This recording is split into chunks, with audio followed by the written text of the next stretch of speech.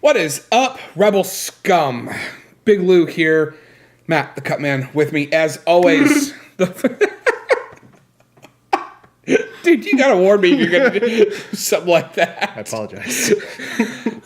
The Force is strong with us this Friday night. We have just come from seeing Star Wars Episode 8, The Last Jedi. Actually, we saw it last night, and Let it waft over us. yes, we definitely needed a day to reflect and collect our thoughts. I have actually seen it twice because I'm just that big of a dork that I took today off to go and see it a second time.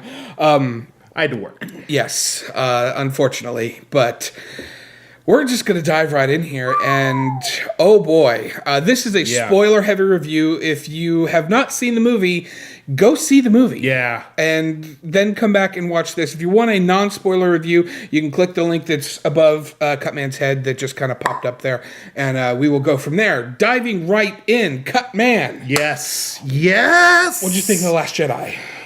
Oh, boy. Yeah, that's the correct response. Okay. You know what struck me was it had such a different tone than The Force Awakens. That's exactly what I thought. This movie is as different from The Force Awakens as Empire Strikes Back was from A New Hope. Yes, indeed. Not to say that this movie is a rehash of The Empire Strikes Back. No, it was not. It is not at all. It's completely own movie. Right. It was much more intense than Force Awakens. And still funny. But still funny. Yeah. It the farce awakened, so to speak. I see what you did there. It was farcical. There were moments.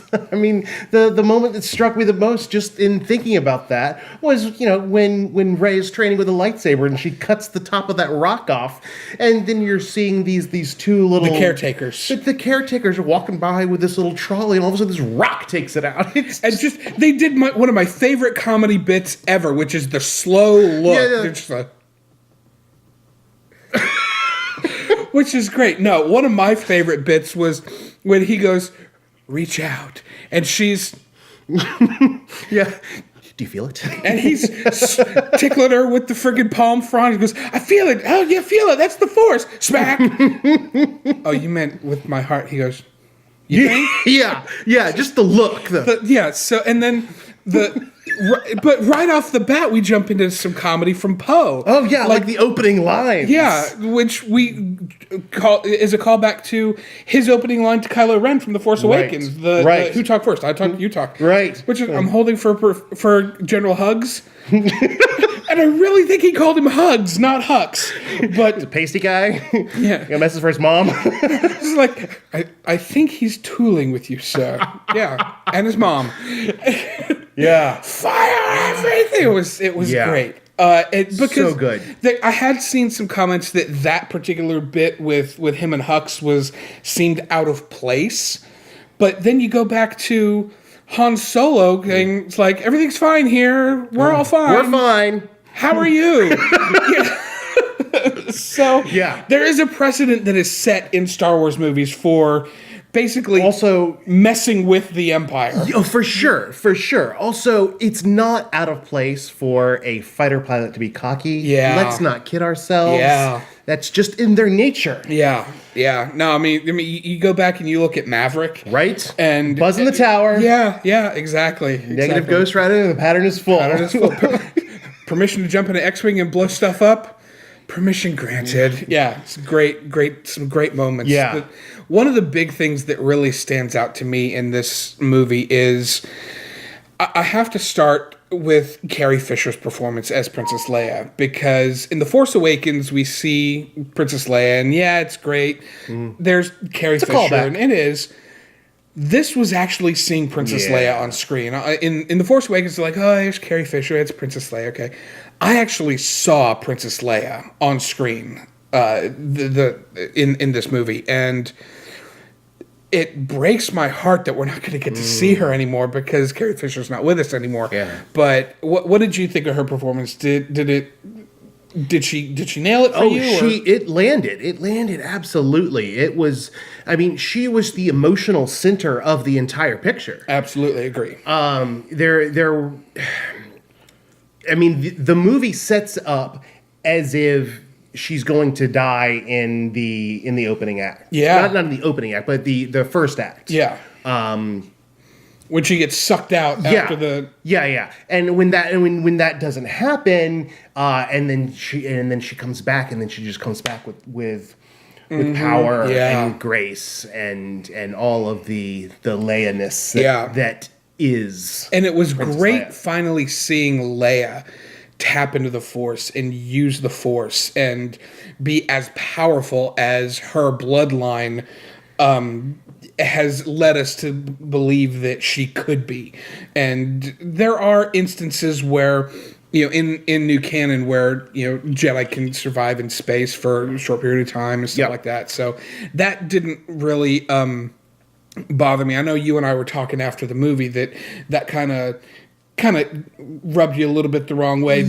After reflecting on it, you still feel that way? Yeah, I do. But I think it's mostly because, and we're referring to when she, the Force kind of takes over, or the subconscious Force. Yeah. I'm not really sure. You've read more of the books than I have on that, but it looked like Peter Pan was flying back to the ship. Yeah.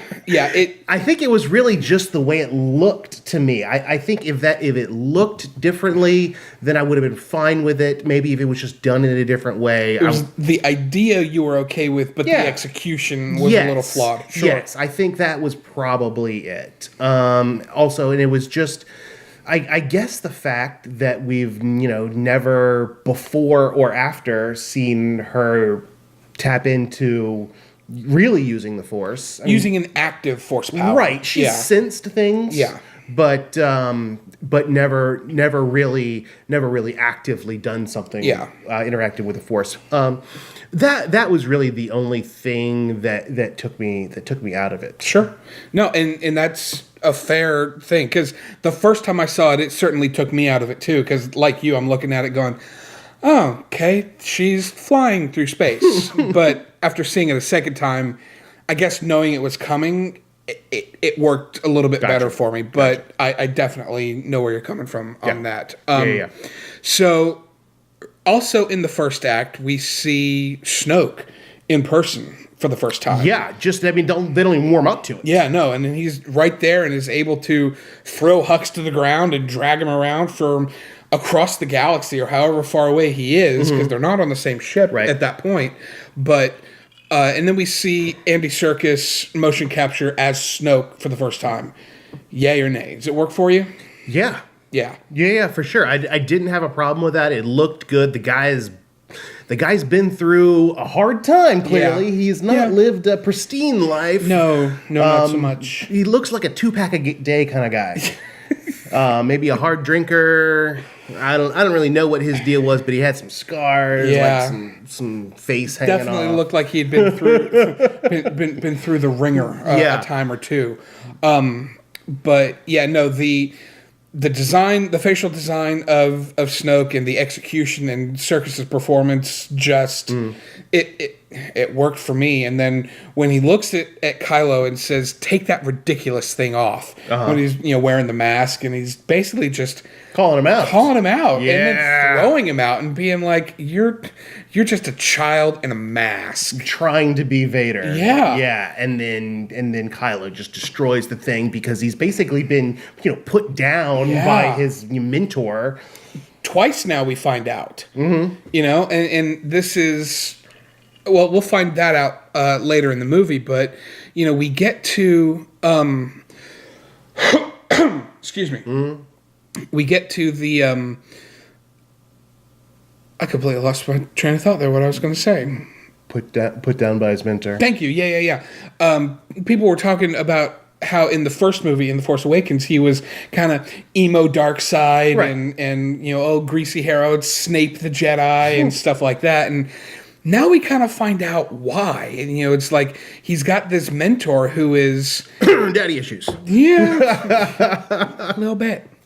So, but yeah, no, I love the line that Hux says, or not that Snoke says about Hux. He's like, you keep that type of cur on a leash for a reason because their animosity can be sharpened to great effect. Right. So, Yeah. I love that Snoke is vehemently playing those two against each other. And you had made the comment last night about that. Was it you that made that comment last night? I don't think so. Somebody made a comment that I was talking to about how the two of them have that kind of Cain versus Abel type of relationship between Hux and Kylo Ren, and to great effect. Yeah. One of my can I tell you one of my favorite parts of the movie? Please do. Space battles. Yeah. Space battles! We get right off the gate, we get a good space battle. Get some good space battles. And can I tell you, you know what that battle reminded me of? When I saw those bombers going at the Dreadnought. Yeah. I'm thinking B-17's over here. Yeah. That's what it reminded me of. Yeah, for sure. That it was World War II, and there was a bombing run over Germany, and that's what they were trying to do, and they were trying to take out some sort of Axis force, and that's really, I mean, Star Wars is really a call back to. It's not a futuristic movie; it's a call back to the times of old. Yeah, no, it absolutely. It's a long time ago, right, in a galaxy far, far away. And that's really Rian Johnson really nailed that with the look. I mean, if you see any of the old World War II footage of bombers going down over Europe where they're kind of exploding from the inside and they're on fire and then they're crashing down. That's exactly what that looked like. You know, one of my favorite movies that captures that type of thing? Memphis Belle. Memphis Belle. Every time. Every friggin' time. That movie's just fantastic. Yes, it is. Depiction of what it would have been like to be part of a bomber crew in World War II. So. And the fact that they had gun turrets in there and they were running around inside of them. And, and they had to crawl around inside the bombers. Yes. Yes, 100%. Absolutely. And there's more. Oh boy, there's more. There's more. Because we actually I think you and I disagreed about this at the end of the movie. The space battle where where Snoke Star Destroyer is chasing I think is the Mon Calamari the cruiser. The cruiser, the medium-sized cruiser. Yeah. You got the heavy cruisers that are not as fast as the lighter cruiser. Yes, that bothered me. It seemed like they were kind of dragging that out throughout the entire movie. I missed a line. Second time I saw it, the General Hux is first officer. He says exactly what you said. He's like, they're lighter and faster than we are. They can't outrun us. Right. But it is exact. He's like, we're too much of a dreadnought to really do any damage. Right. But they know that we're here. Right. So it reminded me of an old naval battle. Yeah. Kind of like, you ever see the movie Master and Commander: The Far Side of the World? Yeah, I did. Great movie. Big fan. But it reminded me of an old battle like that, where the lighter ship is kind of running away, but the other one's got the long guns in the front, and they're just continuing to shell for as long as they can. Yeah, and they're just gonna.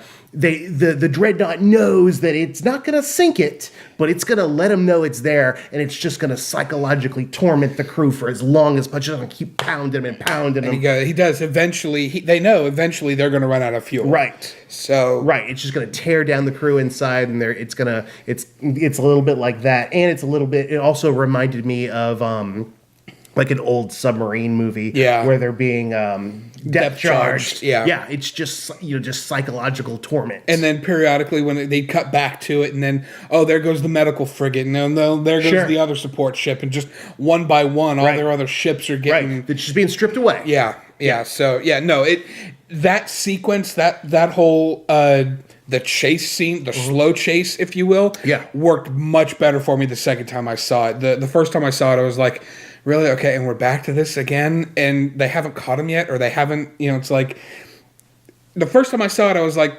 really? First Order's got the entire First Order? They can't get a faster ship in here to go catch these people and kill them? But no, the second time I saw it really worked much, much better for me. So. And then the conclusion of that battle. Yeah. With the jump to light speed with Dr. Sadler's character. Yeah. I forget what her character's name was. Haldo. Haldo. Admiral Haldo. Right. Laura Dern. It's Dr. Sadler. Please. Da, da, da, da, da. Wait. Daisy Ridley was telling a story about the first time that she met Laura Dern on set. So, like, went to her trailer, and because Daisy was a huge Jurassic Park fan, and makes me love her even more. Laura Dern and her daughter came to Daisy Ridley's trailer because their daughter's a big fan of Rey, and she wanted to introduce her. So Daisy Ridley opens the door. She goes, "Laura Dern, Laura Dern." Oh, hello, little girl. It's nice to meet you. So, but yeah, that sequence, there's a lot more to that sequence that we'll get to later on. But we have yet to even talk about Luke Skywalker and Rey. The throwing of the lightsaber over the shoulder. Right. Did that work for you? I thought it was funny. I didn't want it to be funny. I thought it was funny as well. The second time I saw it, I didn't want it to be funny. To me, it would have meant more had he just taken it, looked at her, and dropped it, and then just walked past. See, for me, that was a callback a little bit to when Luke met Yoda for the first time, and he's this curmudgeony. I mean, you don't know who Yoda is in Empire at first, and it just a callback to that type of nonsense. Yeah, no, and I get what they were going for with that, but my counter argument to that was Yoda knew who he was in that scene, and he was testing him. Luke had no idea who Rey was. All he knew was, here's this chick with my lightsaber. He was like, I don't care about this. Leave me alone. And he, going for the laugh there, I think took away from some of the solace. There's enough laughs in that sequence to follow, like with when he's milking the sea creature, which was hilarious, and him going about his day type of thing. There was enough comedy bits there that I didn't think we needed the first thing we saw Luke do be a gag, and that bothered me just a little bit. But I got over it, and we move on. All of the stuff on Ahch-To, on the island, was fantastic to me. It was everything that I wanted it to be. We start hearing him talking about, the history of the Jedi and their hubris and how at the height of their power, they allowed Darth Sidious to come into, and just take over right under their noses. So we get that callback to everything and stuff. He sees the seedy underbelly of what they were and how they fell, and he's just like, no, they were propped up they're hoisted on their own petard. And I don't want anything to do with that. And because so was I. And that was his biggest thing when he's talking about how he created Kylo Ren is, it's like, I failed him and I didn't realize that I had failed him because I was Luke Skywalker. Well, which one of those stories do you think is true? The last one. Well, see, I think it's an amalgamation of all of them. No, that's what I mean. Is like the first one that he tells is that he went to go confront Ben, and Ben turned on him. And then the one that Kylo Ren tells is Luke standing over him with the dark circles and the anger look on his face, like he's about to kill him. Right. And then once Rey kicks the shit out of Luke, then we get the truth. It's like in a fleeting moment of weakness, That's right. That's you know, right. so That's right. Because I remember thinking that in the theater, and they're thinking, it's probably a combination of the two. And then they did show that scene. yeah, You're right. So what on the island stands out to you the most?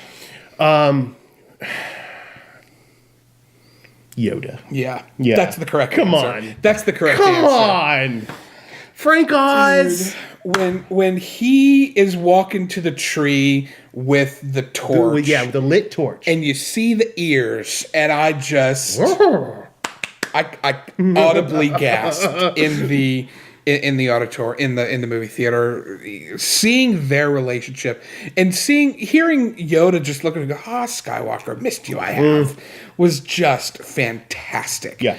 All of their interactions, and and Yoda looks at him and says, "Do you think there's anything in those books that Rey doesn't already know?" Yeah. You read them, page turners they were, weren't they? I love Yoda's just matter of fact, right? Cut the BS. This is what it is moment. And I was watching another review earlier today, and they had said how all of the other Star Wars movies had been coming of age movies. This movie was a growing old is okay type of movie. And yeah, the line that Yoda says about they will only be as good as when they pass us, or whatever it is that he says.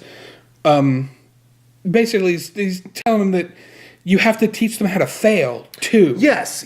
There was a line about failure in there, and I just thought, yes, that is absolutely that is such an important truth to teach anyone. Yeah. Because you learn so much more in failure than you ever do in success. What is the quote? And this is from a Sorkin show, and he says,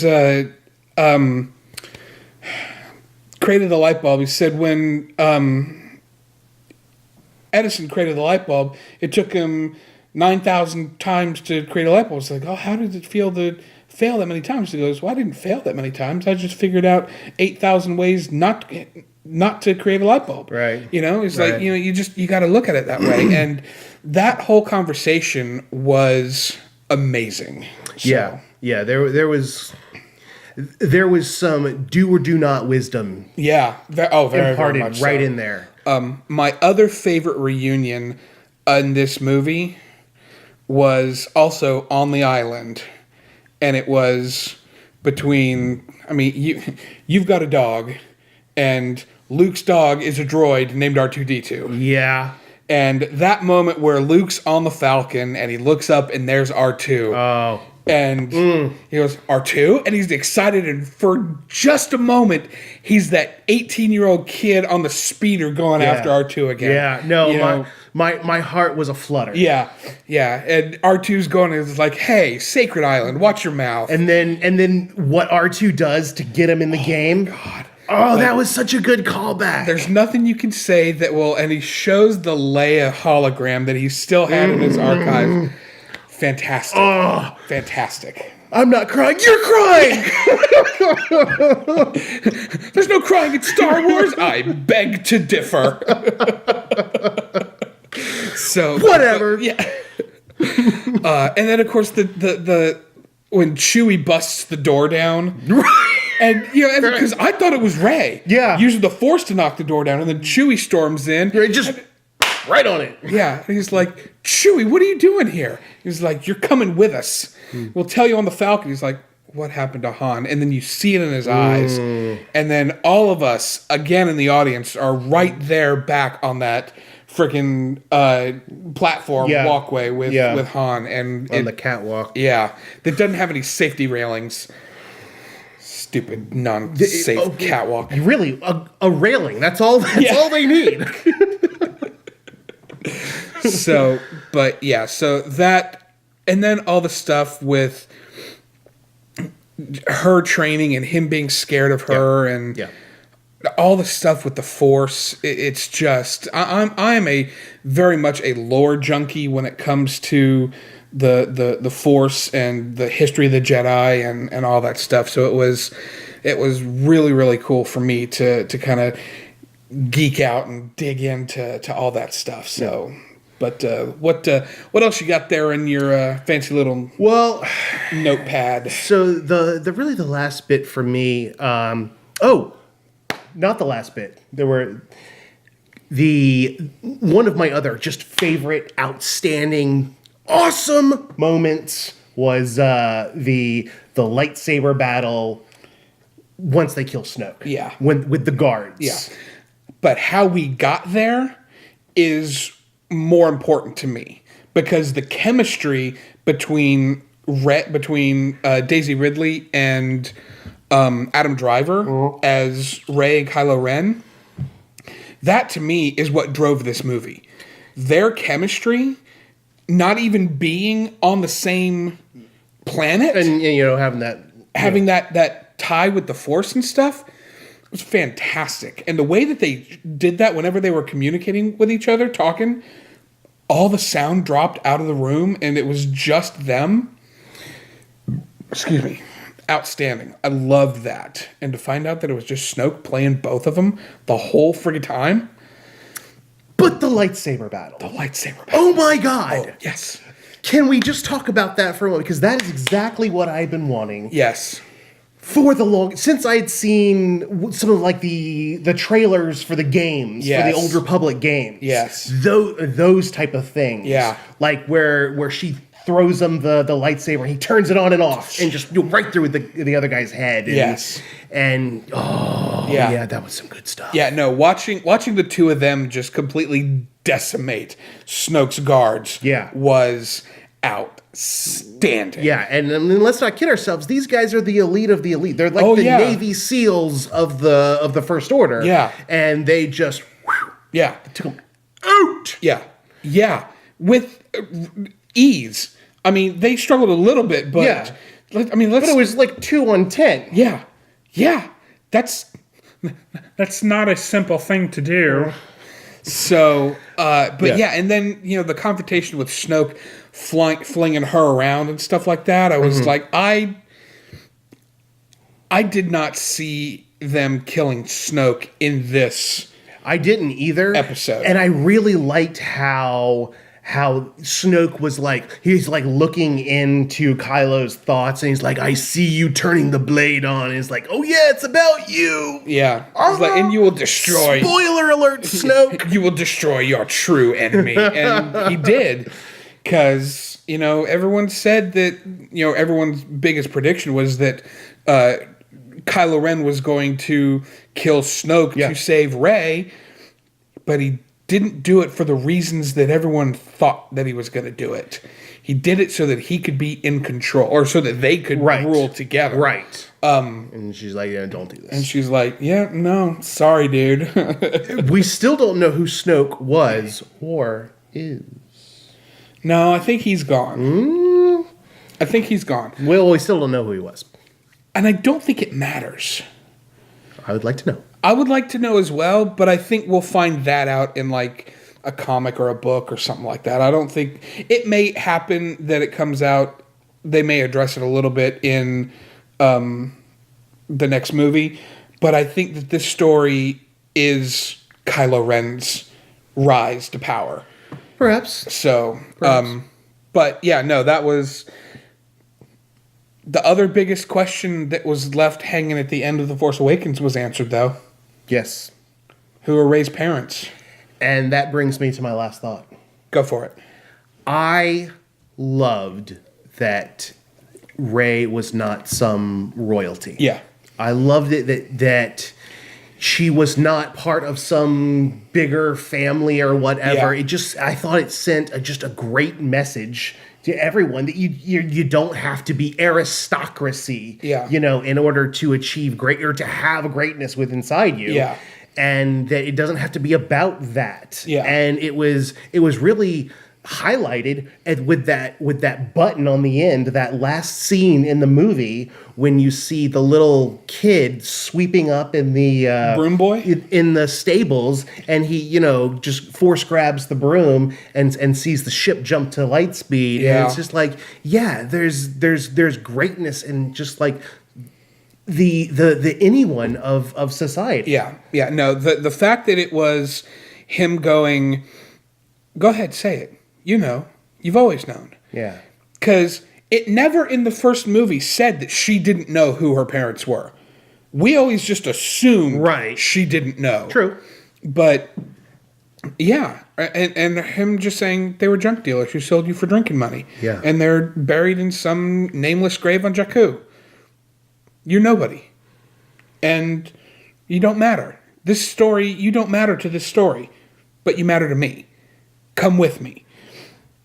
The ability for her to resist that speaks volumes about her as a character. Yeah. For what's in there. Yeah. And which just made me absolutely love her 1,000 times. She is my absolute favorite thing about all of this. Yeah, no, I agree.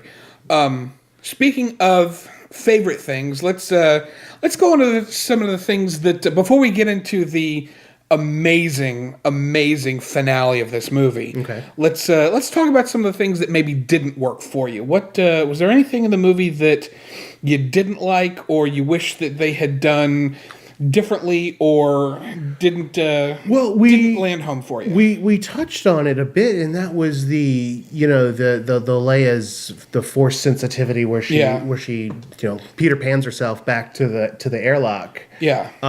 There was a bit of that. Not to be too nerdy, but one X-wing against all of the turbo lasers on a dreadnought. That seemed outlandish.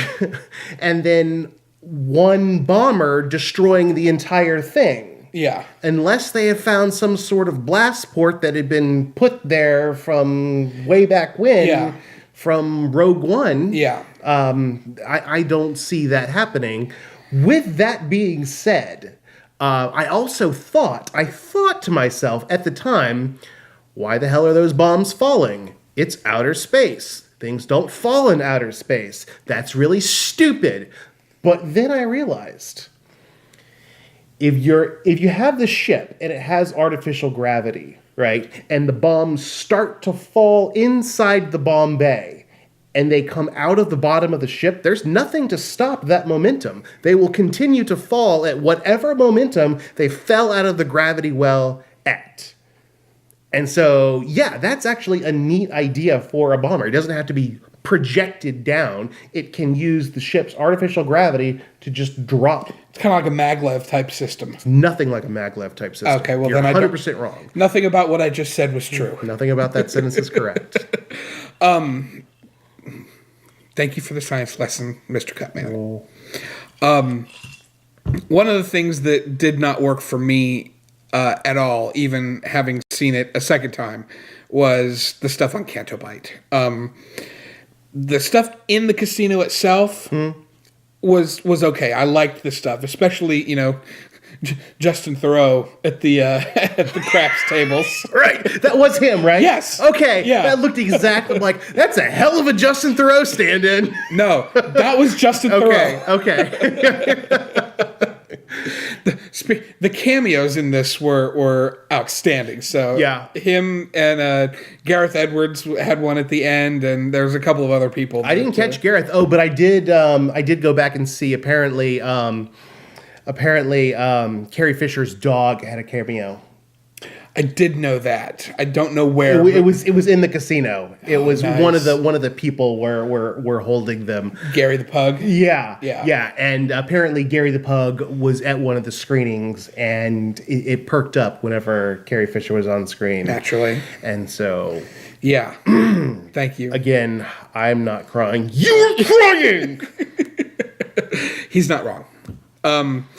But yeah, no, and it wasn't the stuff with Rose and Finn. I liked their chemistry together, and I liked the character of Rose. But the stuff on the casino, the space goats escaping, and it just and none of that. I'm okay. It's there. It's fine. I didn't have a problem with it. It wasn't my favorite. I just didn't have a problem with it. I was just really in a hurry for that sequence to be over and us to move on to other things, because it was incredibly predictable about how it was going to end. And true, that's true. There wasn't suspense in what was going to happen. Yeah, it was just kind of one of those. okay, this means to an end. Yeah, this 8-minute chase sequence through the casino could have been, oh, hey, let's escape, and now let's get up to the top, and there's Benicio del Toro. Let's get out of here. It did tickle me because it reminded me of the motorcycle horse chase scene in True Lies. I didn't go there, but now that you say that, you're not wrong. But yeah, that's... And hurry up, because my horse is getting tired. Your horse. So, yeah, but I also loved... We talked about her a little bit. Now that we're getting into the finale discussion, Laura Dern's character as... Dr. Sadler. Yes, Dr. Sadler. As a... paleobotanist. God damn it. Admiral Haldo. The fact that she wouldn't tell Poe what the plan was and made it seem like, oh, we're just kind of tootling along. Yeah, I didn't see that coming. Yeah, at all. And I loved, somebody had made a reference to Game of Thrones in one of the earlier seasons where Jon Snow was kind of like demanding to know what the plan was. And the jerk commander that hated him was like, every young lord that he says some bunch of profanities and stuff that deserves to know what the plan is. Right. You know what happens when they know what the plan is? They're going to die.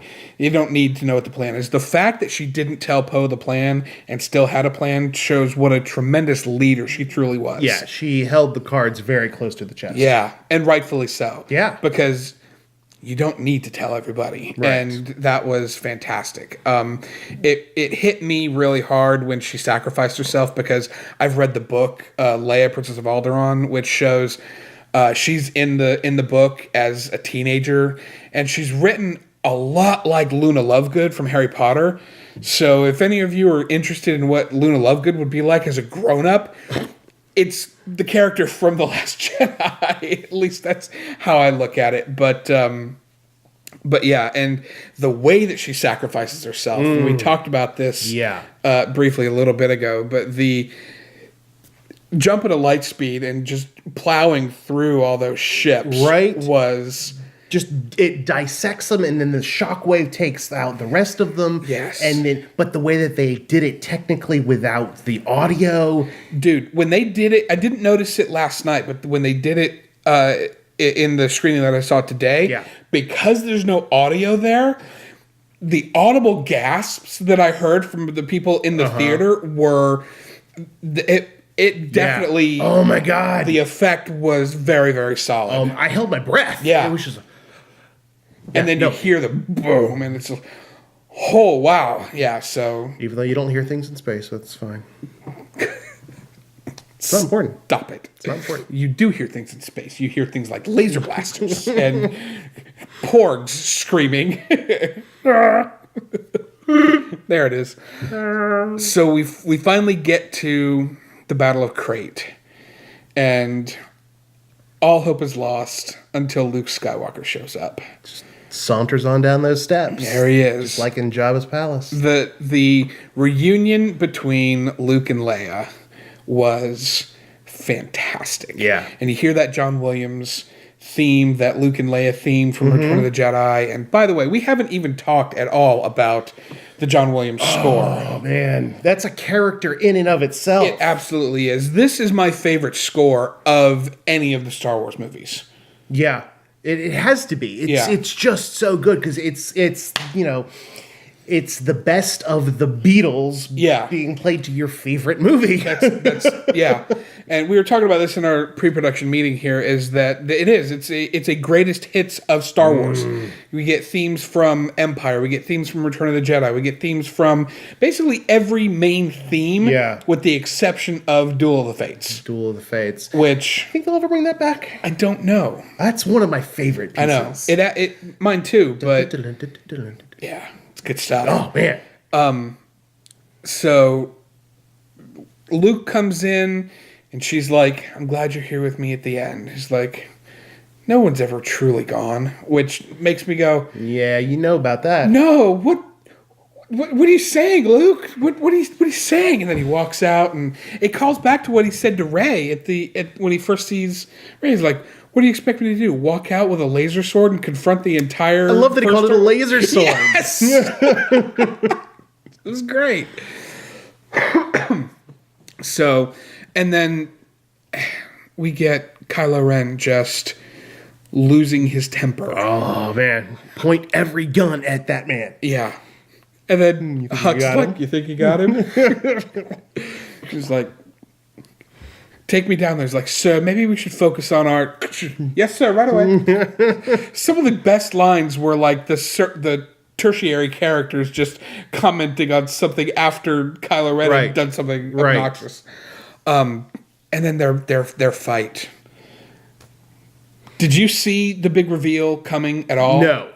No, I did not. I didn't either. And in retrospect, you should have. We should have. Yeah, for sure. All of the evidence was there. But you're just so that's a testament to how good the movie was. You were so sucked into it. I noticed that his hair was trimmed and his beard was less gray. Yeah. I noticed all of those things, but I didn't put it together. Yeah. See, and that can be explained by, okay, well, maybe he cleaned himself up because he's coming back to the world. He's got a shaving kit in the X-Wing. Why not? Why Who not? doesn't? You know, I mean, okay, maybe the caretakers, you know. What else does R2 have in that? Yeah, exactly. So I let that go. I didn't give that too much thought. And even then, he ignites the blue lightsaber. Yeah, I know. Rey and Kylo Ren just destroyed. Right, I'm like, why isn't that green? Whatever. Maybe he has another one. Maybe he's got a backup. Maybe he built another one. I wasn't thinking about it. But the big tell is in their fight. They kept showing their footwork. Footprints in the salt. In the salt, yeah. Kylo Ren was chalking up the footprints, and he wasn't. Yeah. Slow clap, Ryan Johnson. Get you every time. Oh my God, it was fantastic. And it's fantastic. It's fantastic. Yeah. This movie was so completely satisfying. Boy, was it. It was well worth the wait. The 2 years. Yeah. Oh man. That's I mean, that is a hell of a bar, JJ. Yeah. JJ, what you got, boy? I mean, I've got faith in JJ. Well, my friend, any closing thoughts? Yeah, go see Star Wars. Yeah, definitely. we hope that if you've watched this review that you have already watched Star Wars: The Last Jedi. No, it was the right. I feel like it was the right message. Yeah, for right now. Yeah, it was serious in tone. There were funny moments, and it gave you the right message, and it gave you hope. And hope is the key. I mean, how many times did they say hope throughout this whole thing? Now, I did notice, because I rewatched The Force Awakens the other day, or yesterday actually, before we went to go see the movie, and the number of times that they say the words "The Last Jedi" in The Force Awakens is a lot more than I remembered. Interesting. Yeah. I'm wondering if the title of episode 9 is going to have something to do with either hope or spark. Because how many times did they say spark in this frickin' movie? Yes, that we will be the spark that ignites the fire, the flame that burns the First Order down. Yes, oh, that was good. It's a good line. I know they said it at least twice. A couple of times, that line specifically. Yeah. That hit hard. Yeah, it's good. So anyway, those are our thoughts and opinions and views on Star Wars Episode 8, The Last Jedi. Let us know what your thoughts and comments are down in the comment section below. Make sure you follow us on Facebook and on Twitter. The links to our pages can be found down in the description of this video.